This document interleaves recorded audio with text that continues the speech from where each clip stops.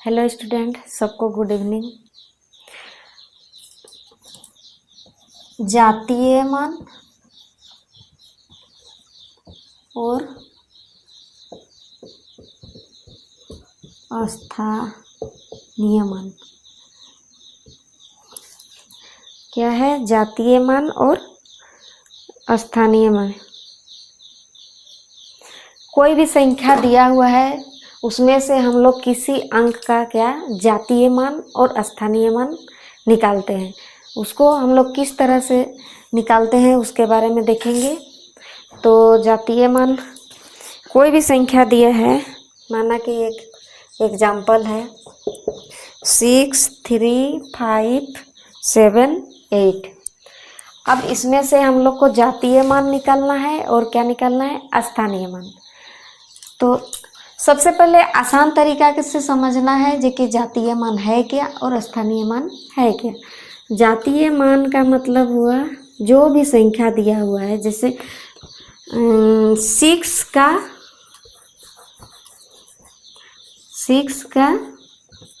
जातीय मान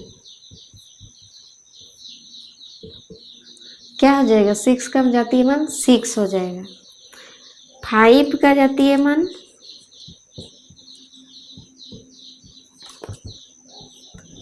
5 का जातीय मान क्या हो जाएगा? 5 होगा। तो इस प्रकार से आप लोग समझ सकते हैं जो भी संख्या है उसका जातीय मान क्या होता है? सेम होता है, उसमें कोई अलग नहीं होता है। अब हम लोग क्या देखेंगे? स्थानीय मान। ये स्थानीय मान है क्या? तो आसान तरीका से हम लोग को जानना है, क्योंकि हम लोग कंपटीशन का तैयारी कर रहे हैं टेट के लिए। तो स्थानीय मान, जिस भी संख्या का हम लोग को स्थानीय मान निकालना है उसके आगे हम लोग क्या कर देंगे? जितना संख्या है उतना जीरो बैठा देंगे। तो सबसे इसको हम लोग क्या बोलते हैं? इकाई, दहाई, सैकड़ा, हजार, 10,000। अब हम लोग क्या निकालेंगे? 6 का जातीय मान हम लोग सीख गए। अब स्थानीय मान के बारे में पढ़ रहे हैं। 6 का स्थानीय मान क्या हो जाएगा? 6 का स्थानीय मान 6 है, उसके बाद कितना संख्या है? अंक है 1, 2, 3, 4। 6 लिखेंगे, उसके बाद 4 को क्या देंगे? जीरो बैठा देंगे। तो ये क्या हो गया? 6 का स्थानीय मान। अब हम लोग को 5 का स्थानीय मान निकालना है।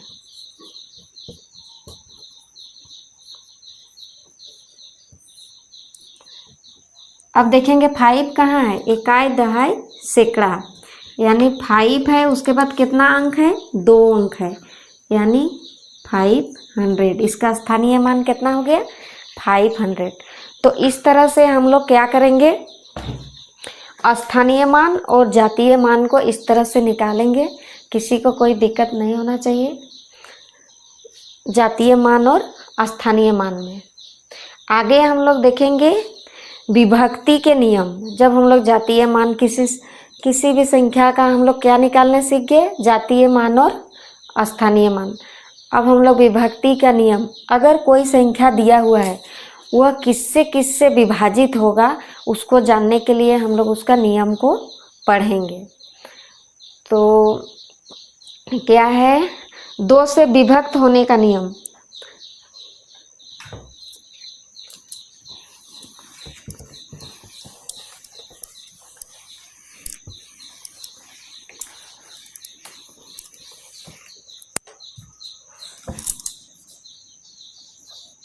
दो से विभक्त यानी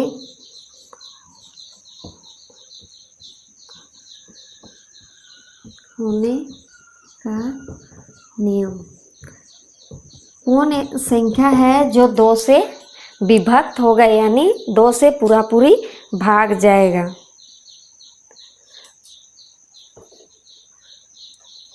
अगर कोई संख्या लास्ट में अगर सम संख्या है, जैसे 0 हुआ, 2 हुआ, 4 हुआ, 8 हुआ, तो ये क्या है? 2 से विभक्त होगा। जिस भी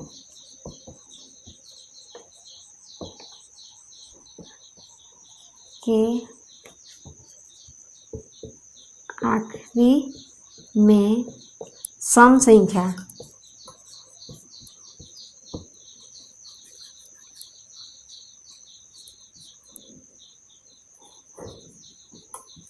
क्या हो, जैसे क्या हो जाएगा 0, 2, 4, 6, 8। अगर ये है लास्ट में तो वो क्या हो जाएगा 2 से पूरा पूरी विभक्त हो जाएगा, पूरा पूरी क्या हो जाएगा वो भाग लग जाएगा। यानी जिस भी संख्या के आखिरी में यानी इकाई अंक में क्या हो सम संख्या हो तो वो क्या हो जाएगा 2 से विभक्त हो जाएगा।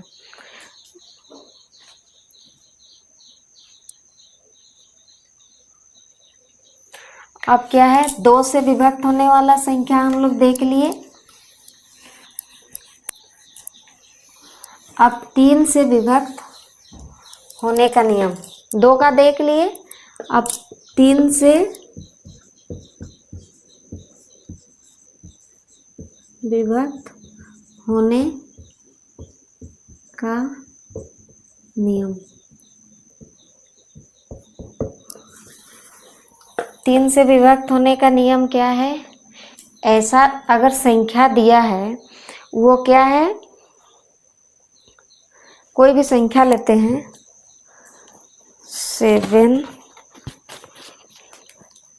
एग्जाम्पल 7, 5, 6, 8, 4। तो देखिए 3 से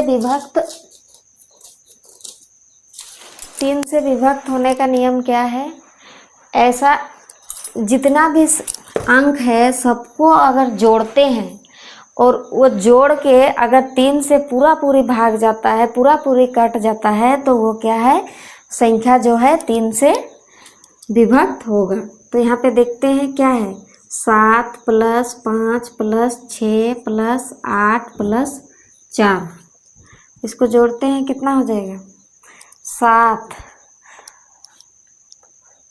7 + 5 = 12, 18,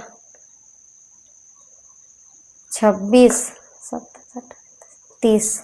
कितना है 30 है। 30 3 से क्या हो जाएगा पूरा पूरी भाग लग जाएगा।